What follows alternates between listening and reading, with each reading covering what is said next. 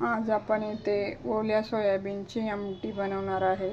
त्यासाठी लागणारे साहित्य: कांदा, टोमॅटो, कोथिंबीर, लसूण, जिरे, खोबरे, लाल तिखट, हळदी पावडर।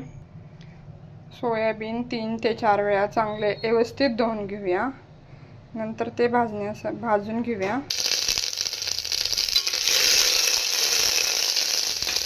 चांगलं कुकरमध्ये भाजून घेऊ। सोयाबीन भाजून रेडी होते तोपर्यंत मसाला करून घेऊ। खोबरं, लसूण आणि जिरं,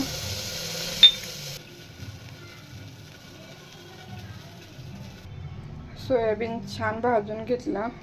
कुकरमध्ये थोडासा कढीपत्ता, बारीक चिरलेला कांदा भाजून झाल्यानंतर टोमॅटो, वाटण तयार केलेलं खोबरं, लसूण, जिरं, हळद थोडीशी, लाल तिखट, कोथिंबीर बारीक चिरलेली, चवीनुसार मीठ आणि फ्रेश सोयाबीन, 2 स्पून शेंगदाण्याचं कूट चांगलं मिक्स करून घेऊया। 1 ग्लास गरम पाणी घालून घेऊया। 4 ते 5 शिट्ट्या करून घेऊया।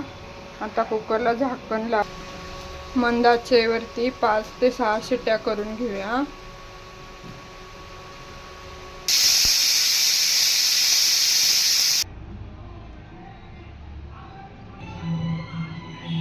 ओल्या सोयाबीनची भाजी तयार करून रेडी आहे।